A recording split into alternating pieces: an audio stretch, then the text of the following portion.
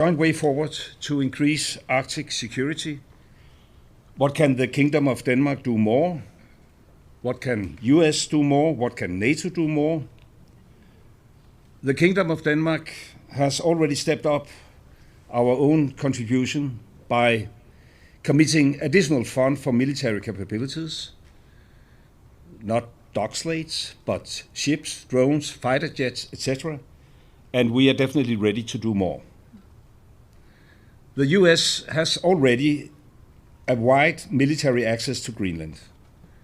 Under the 1951 Defense Agreement, the US can always ask for increasing its presence in Greenland, and therefore we wish to hear if the US had any further requests to make in this aspect.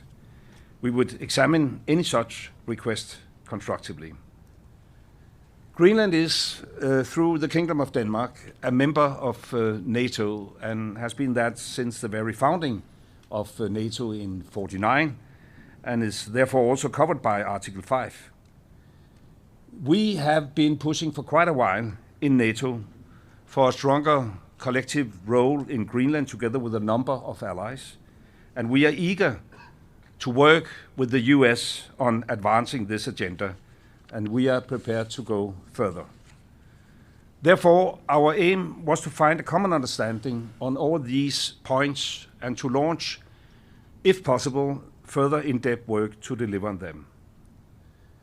On this basis, we had what I will describe as a frank but also constructive discussion. The discussions focused on how to ensure the long-term security in Greenland. And here our perspectives continue to differ, I must say. The President has made his view clear, and we have a different position. We, the Kingdom of Denmark, continue to believe that also the long-term security of Greenland can be ensured inside the current framework, the 1951 agreement on the defense of Greenland, as well as the NATO treaty. For us, ideas that would not respect territorial integrity of the Kingdom of Denmark and the right of self-determination of the Greenlandic people are, of course, totally unacceptable. And we therefore still have a fundamental disagreement, but we also agree to disagree. And therefore we will, however, continue to talk. We have decided to form a high-level working group to explore if we can find a common way forward. The group, in our view, should focus on how to address the American security concerns, while at the same time respecting the red lines of the Kingdom of Denmark. We expect that such a group will meet for a first time within a matter of weeks. And then I will pass the floor to my colleague from Greenland, Vivian Mosfeld. Thank you so much. Not repeating what already been said here, so I would like to say something in my own language, because there are many, many people in Greenland that follows, and for that I hope that you will allow me.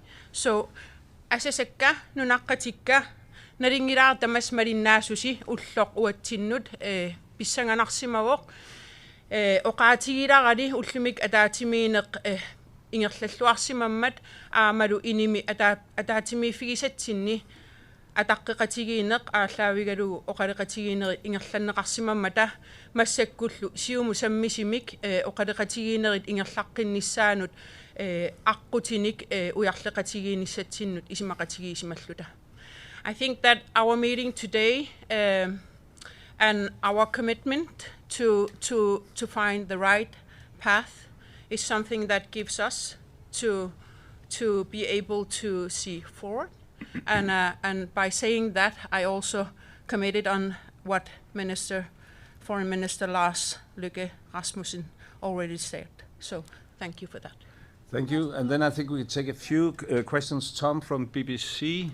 Yes. Thank you very much, Prime Minister. Just first of all, you talked about the working group. Can you just give us a sense of what this means now? So what has actually been agreed you're going to do next, despite this, as you described it, fundamental disagreement? And you mentioned the dog slates. In terms of what you've announced in terms of beefing up security in the Arctic around Greenland, when you hear that kind of language from President Trump,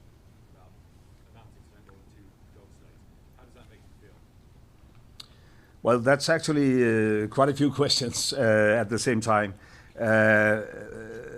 Well, I have known the president for quite a while, also in my former capacity as prime minister in Denmark, and I know his approach. But I must say, and even though he addressed things quite differently from what I would have done myself, there's also always a bit of truth in what he's saying, not about the dog sleighs. Well, we also have dog sleighs to our special forces. That's the way to, otherwise you couldn't come around in the northern part of Greenland.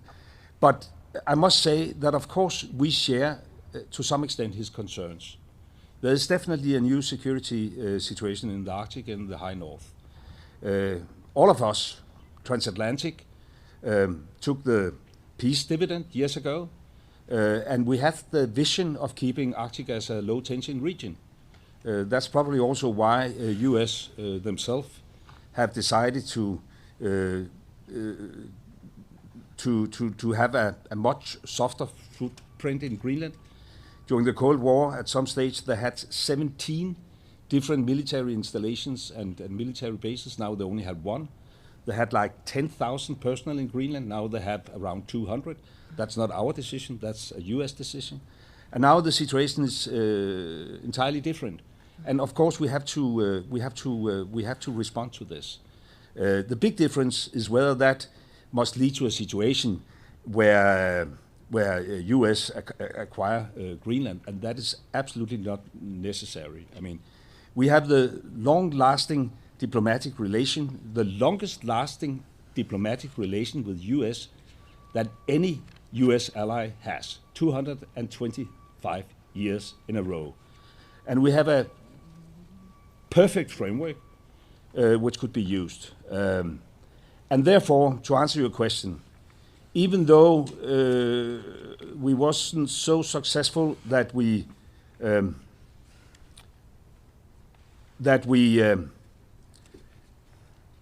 reached, a conclusion where our American colleagues said, "Oh, sorry, it was a totally misunderstanding. We gave up on our ambitions." There's clearly a disagreement. We agreed that it makes sense to try to sit down on a high level to explore whether there is possibilities to accommodate the concerns of the president while we at the same time respect the red lines of the Kingdom of Denmark. So this is the work we will start. Whether that is doable, I don't know. I hope, and I would like to express that it could take, down the temperature. We have now had like 13 months with this ongoing discussions in social media, and this is actually the very first time where we could sit down at a top political level to discuss it. And it was a great opportunity also for Vivian and I to go up against the narrative because it is not a true narrative that we have, Chinese warships all around the place. According to our intelligence, we haven't had a Chinese warship in Greenland for a decade or so. So from that perspective, it was a very constructive meeting. As I said, frank discussion among equal partners, and now at least we have to give it a try. Do you want to add anything? No, I think it's very important to say it again, that how important it is from our side to strengthen our cooperation with the United States, but that doesn't mean that we want to be owned by United States, but as allies, how we can strengthen our cooperation, it's all our interest. Yes, Kim. Yeah, thank you very much. Of course, I would like to ask this question in Danish, but let me do it in English here Yes. because of our colleagues here. Do you see any compromise ahead of you? You said it a little bit. Could you elaborate a little on the possible compromise that there would be between the president's wish to acquire Greenland or have control of Greenland and the red lines that the Kingdom of Denmark has got right now? And if you also can tell us just a little bit about the approach that the Americans had to this meeting. What was their primary goal, as you see it? Was that to reach that end goal, or was it an open discussion of how do we solve the security situation in the Arctic? Well, first of all, I don't think this is the proper place to elaborate on what could be a compromise. The whole idea and the reason why we asked for this meeting was to turn public debate in a very, black and white kind of setting into a discussion where there's room for nuances. And therefore, I'm pleased, even though we do not agree whether this is doable, while we at the same time should respect the kingdom's red lines, at least it is productive to start discussions at a high level. And then we have to see whether we will be successful or not. I would say, and that is probably in comparison to some of the public debate, that the meeting took place in a very constructive atmosphere, where we also had, as I said, the opportunity to at least challenge the narrative presented by the American president. And I think that is a necessity if we want to have a proper debate. It was basically about security. I mean, and as I said, even though there's not an instant threat from China and Russia, at least not a threat we can't accommodate. For instance, Chinese investments, we have avoided that due to close cooperation between Greenland and Denmark. When you saw, like 10 years ago, the Belt and Road Initiative and the idea of Chinese investments in infrastructure in Greenland, we avoided that. So there's no, Chinese present in Greenland. But there's a concern. Will that be the case in like 10 or 20 years from now? It will not, because our Greenlandic friends have introduced investment screening schemes, etc. And Denmark, is by all means on the right side of history. And therefore, we will also continue to do what we already have done. We have been stepping up. We have allocated almost $15 billion within just the last couple of years to capabilities in the high north. We have been pushing among the Arctic NATO states for a bigger NATO engagement. Honestly speaking, and now I can only point fingers at the former American administration, US has historically been a bit reluctant. Hopefully that will change now. There's a dialogue within the NATO framework, and we want to step up, and hopefully that could also accommodate some of the president's concern. But it's not that I'm now, saying everything is solved. It's not solved. We didn't manage, but and honestly speaking, I didn't believe that was doable. We didn't manage to change the American position. It's clear that the president has this wish of conquering over Greenland. We made it very, very clear that this is not in the interest of the kingdom. There's a government in Greenland with support from 3/4 of the Greenlandic population. The premier made it very, very clear yesterday that Greenland, for the time being and for foreseeable future, will remain within the kingdom of Denmark. And therefore, this is a common position that we want to work with our American friends and allies, but it must be a respectful cooperation and it must respect the red lines. Should we take a very final question and then, yeah, come on. There's a fight going on now about, okay, yes. We can do that afterwards, yeah.